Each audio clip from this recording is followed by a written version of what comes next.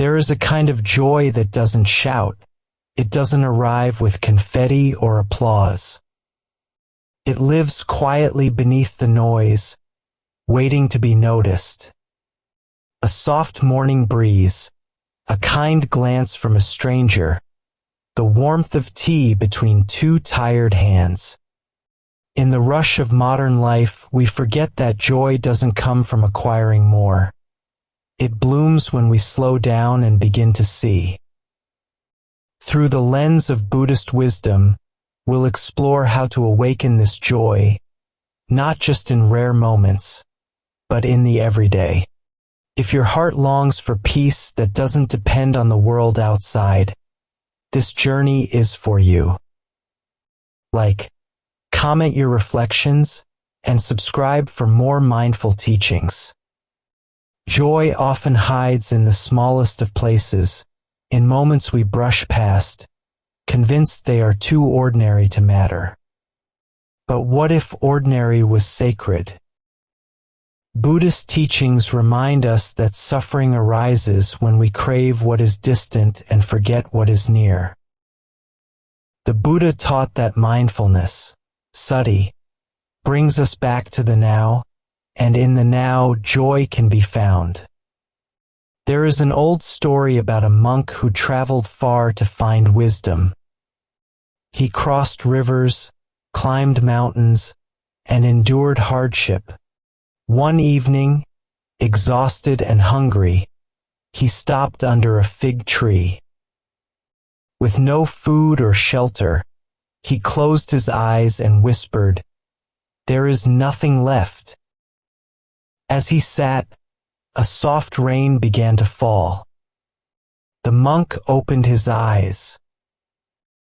He noticed how the droplets danced on the leaves, how the soil steamed with warmth. In that stillness, a strange joy rose, not from gain, but from seeing. In our lives, we often chase grand experiences, vacations, promotions, recognition. But joy isn't only there. It's in folding laundry with love, in hearing birds at dawn, in eating mindfully, slowly. So, today, where can you return to simplicity? What moment can you give your full presence to? Most people think impermanence is sad, things change, people leave, nothing stays. But Buddhism teaches impermanence is not the thief of joy, it is its source. The Buddha once said, "All conditioned things are impermanent." When one sees this with wisdom, one turns away from suffering. For in change, we learn to cherish. There's a parable of a young woman who clung tightly to a flower given by her beloved. As the petals wilted, she panicked, trying to preserve them, even spraying them with perfume. But nothing worked. The flower faded. Heartbroken, she buried it. The next spring, in the same soil, a wild bloom grew, brighter than the last. We hold on too tightly to youth, to moments, to people. But when we accept that all things change, we start to see their beauty while they're here. A child's laugh, an old friend's smile, a sunset that vanishes too soon. This is joy, not despite impermanence, but because of it. The world says, take more, rise higher. But the heart whispers, give more, kneel lower. In Buddhist wisdom, joy is found not in what we keep, but in what we offer. The Buddha lived not in palaces, but among the poor, the sick, the forgotten. He taught dana, the practice of generosity, not just as an act of charity, but as a source of deep happiness. There's a tale of a wealthy merchant who visited the Buddha, seeking peace. He offered gold, incense, even silk robes. But he remained restless. The Buddha told him, "Give something you've never given, not from your wealth, but from your heart." That evening, the merchant saw a hungry child. Without thinking, he knelt, tore his bread in half, and gave it with his hands. For the first time, his heart felt full. Modern life teaches us to accumulate. But what if real joy is in giving? A kind word, a listening ear, a moment of compassion. Try this today. Offer something of yourself. Not money, but presence. You might find a joy that surprises you. Joy is not always loud. Sometimes it is silent, like a still lake reflecting the sky. In Buddhism, true joy is calm, steady, and undisturbed by the winds of circumstance. The Buddha taught that joy rooted in wisdom is unshakable. It is not dependent on gain or loss, praise or blame. This is known as piti, a rapture born from inner stillness. A monk named Sona once struggled with meditation. Frustrated, he pushed harder, sitting longer. One day, the Buddha asked him, "Sona, when your lute string is too tight, does it play well?" "No," replied Sona. "And when it is too loose?" "It does not play at all." "Then find the middle path," said the Buddha. "That is where joy begins." We often try too hard to be happy. Overworking, overplanning, overthinking. But joy flows naturally when we stop grasping. You don't need to chase joy. You need to allow it.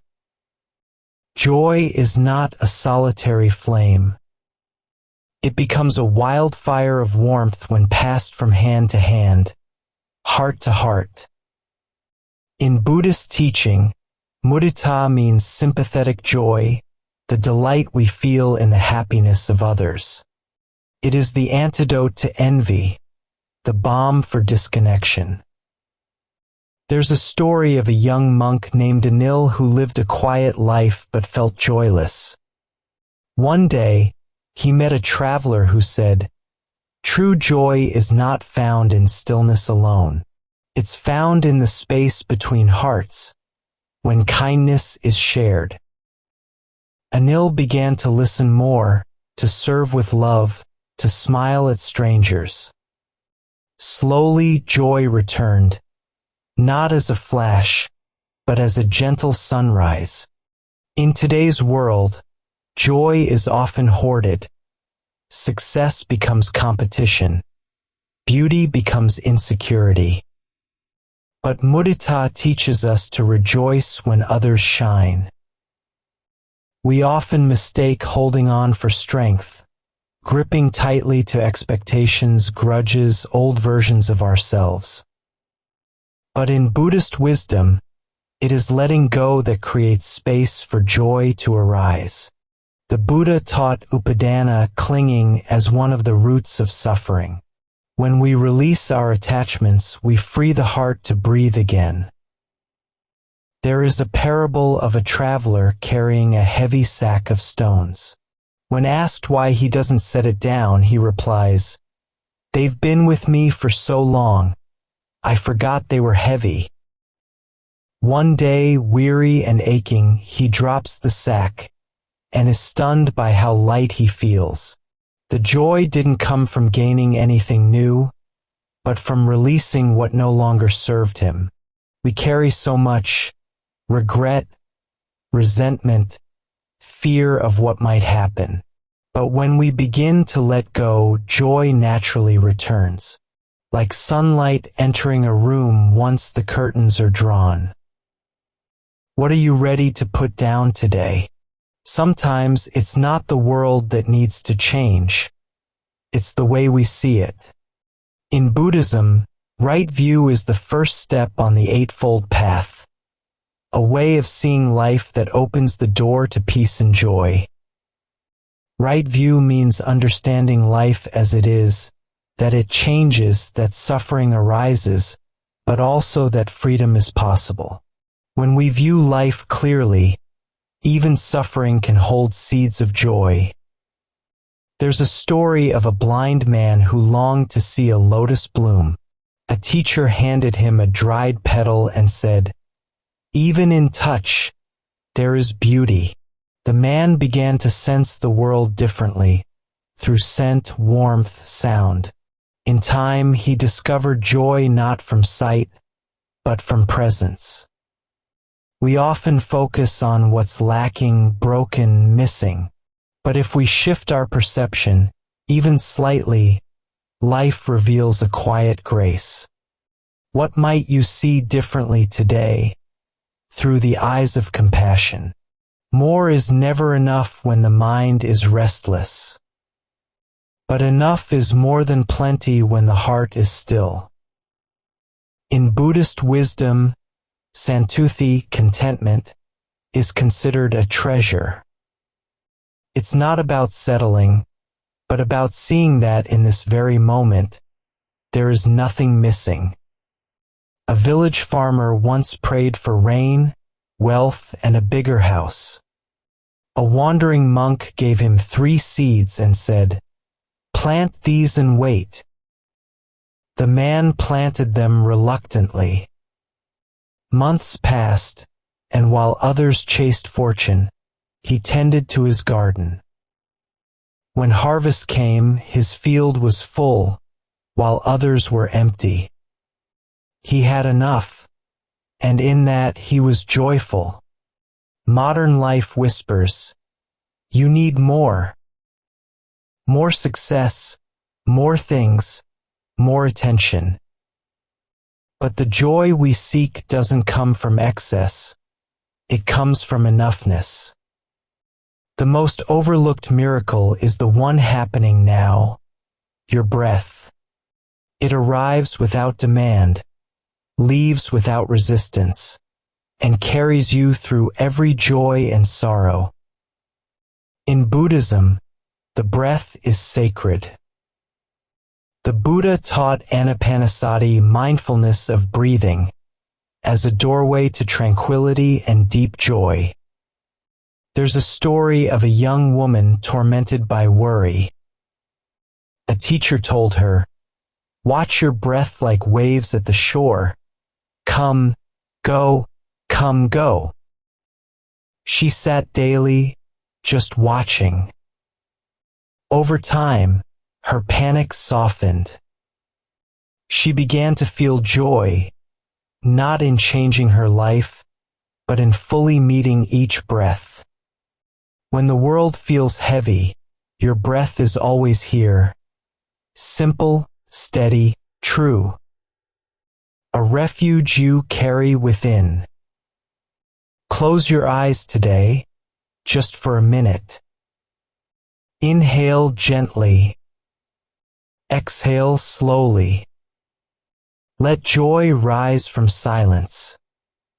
How does your breath feel now? We are told to push, to hustle, to achieve, as if joy is something we earn. But Buddhist wisdom reveals a secret. True joy comes when we stop trying so hard to be happy. The Zen saying goes, "Sitting quietly, doing nothing, spring comes, and the grass grows by itself." This is the essence of non-striving, allowing life to unfold without constant effort. A tale is told of a student desperate for enlightenment. He begged the master, meditated without sleep, starved himself for weeks. Finally, the master said, You are like a man trying to force open a flower. Joy blooms when the sun rises, not before. We don't need to force joy. We need to trust that it will arise when the conditions are right, when the heart is calm, the mind is present.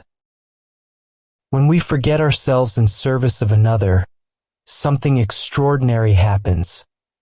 The walls of me begin to dissolve, and what remains is warmth, connection, and quiet joy. In Buddhist teachings, karu, compassion, is not pity, but the willingness to be with another's suffering. And in that shared presence, both hearts begin to heal. There's a story of a monk who sat by a dying stranger in silence, simply holding his hand. The man, once fearful, smiled before he passed. Later, the monk said, "I did nothing, but maybe nothing was enough."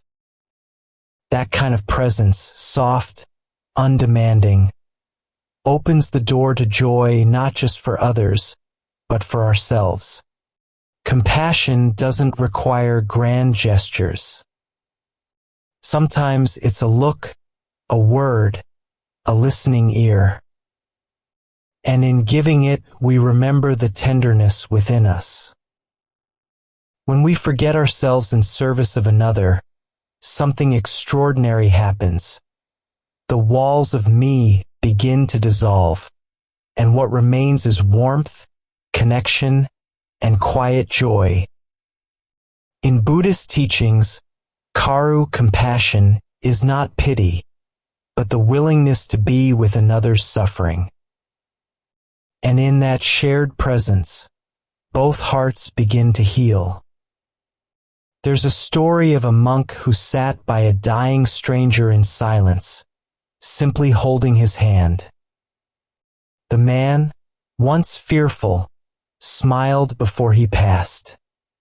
Later, the monk said, "I did nothing, but maybe nothing was enough."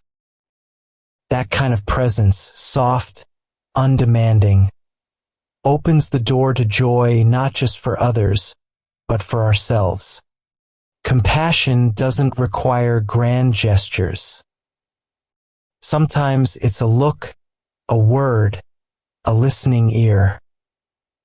And in giving it, we remember the tenderness within us. Noise surrounds us, from the world, from others, from within. But in Buddhist wisdom, silence is not emptiness. It is presence. It is peace. It is the place where joy is born. The Buddha often sat in silence. When asked deep questions, sometimes he offered no words, only his gaze. That stillness spoke what language could not. There is a story of a novice monk who spent weeks in meditation but felt no joy. His teacher finally said, "Stop searching. Listen to the silence between your thoughts." That night, he heard a distant bird call, felt the wind on his skin, and wept, not from sorrow, but from something softer. Joy had returned through stillness. You don't need to escape to a mountain cave. Even one silent moment, away from your phone, your schedule, your thoughts, can become a refuge. Fighting reality is the surest way to suffer. But when we accept life, not because it's perfect, but because it is, we open the door to quiet joy. Buddhism speaks often of dukkha, the unsatisfactoriness of life. But it also teaches upekkha, equanimity. The grace of staying centered, even when the winds of life shift. There's a parable of a farmer whose horse ran away. The neighbors cried, "How unfortunate!"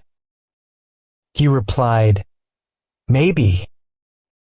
Days later, the horse returned with a herd. Then his son broke his leg while riding. "Terrible," they said.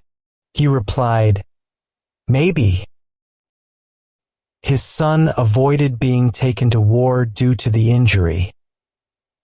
The story shows life cannot be judged in moments.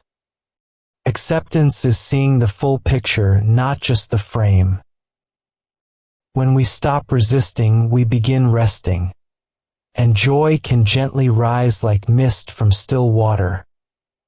Joy is not an accident.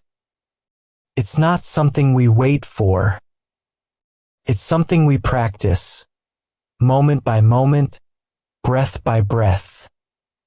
In Buddhist tradition, joy is mudita, sympathetic joy, the ability to feel gladness for others and for ourselves, not out of grasping but through presence. An aging nun was once asked her secret to joy. She smiled and said, "Every morning, I whisper, 'Thank you,' before I even open my eyes." Joy, she said, doesn't wait for a reason. It becomes a rhythm, a devotion, a daily choice. You don't need perfect circumstances to feel joy. Just willingness, a breath, a soft heart. What is your small daily joy? Share one below. Let's inspire each other, and remember that this path, however ordinary, can be deeply beautiful.